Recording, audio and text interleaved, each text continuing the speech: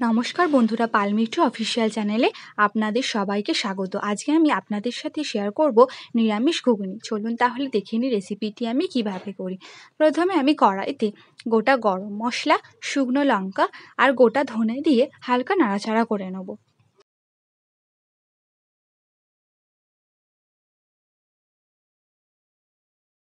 কিছুক্ষণ নাড়াচাড়া করে নেওয়ার পর আমি এবার গোটা জিরেটা দিয়ে দেবো।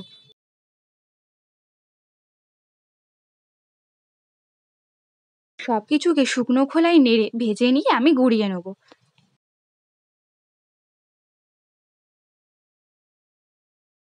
দেখুন, এখানে আমার মশলাটা গুঁড়ো করা হয়ে গেছে। তারপর আমি এখানে গোটা মটর নিয়েছি। মটরটা আমি আগের দিন রাত্রিবেলা ভিজিয়ে রেখেছিলাম। তারপর আমি সামান্য নুন দিয়ে মটরটাকে সেদ্ধ করে নিয়েছি। এবার আমি কড়াইতে রিফাইন অয়েল দিয়ে দিয়েছি। তেলটা গরম হয়ে গেলে আমি ওর মধ্যে তেজপাতা আর জিরে ফোড়ন দেব। সামান্য হিং দিয়ে দেবো।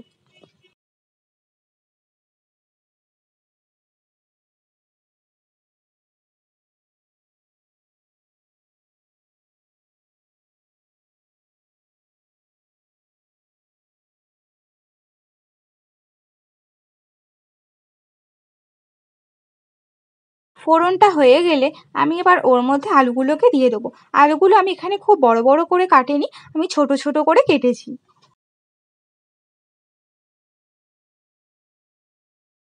তারপর আলুগুলোকে হালকা নেড়ে নিয়ে আমি এবার ওর মধ্যে টমেটো কুচিটাকে দিয়ে দেবো।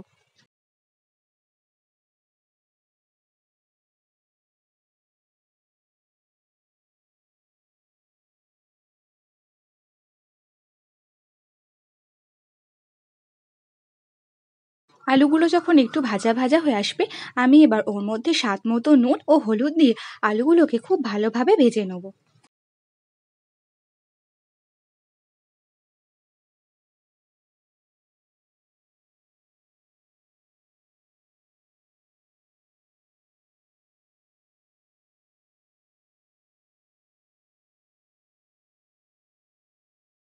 আলু আর টমেটোটা যখন ভালোভাবে ভাজা হয়ে যাবে, আমি এবার ওর মধ্যে জিরের পেস্ট, আদার পেস্ট, সামান্য ধনে গুঁড়ো ও সামান্য লঙ্কার গুঁড়ো দিয়ে দেবো।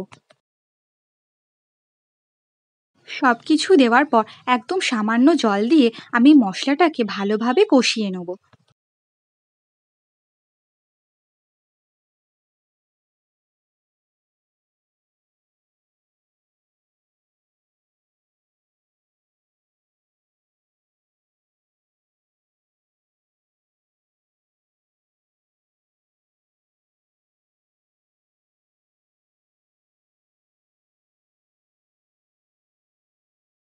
মশলা থেকে যখন তেল ছেড়ে আসবে, আমি এবার স্বাদ মতো চিনি আর 1 চামচ আমচুর পাউডার দিয়ে দেবো।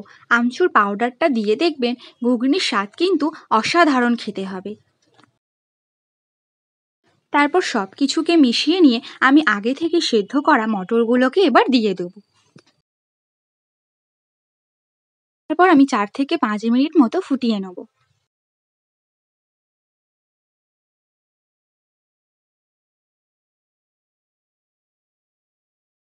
যখন দেখব ঘুগনিটা হয়ে এসেছে, আমি ওর মধ্যে 1 চামচ গরম মশলা গুঁড়ো ও ধনেপাতা কুচি দিয়ে দেবো।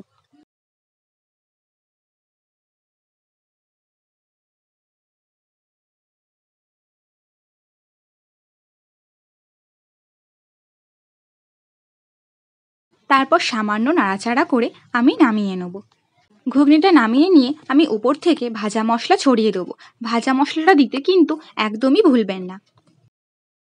রেসিপিটি কেমন লাগলো কমেন্ট করে জানাবেন, আর ভালো লাগলে লাইক, শেয়ার, সাবস্ক্রাইব করে পাশে থাকবেন। আর যে কোনো দিনে অবশ্যই এই ঘুগনিটি একবার ট্রাই করে দেখবেন।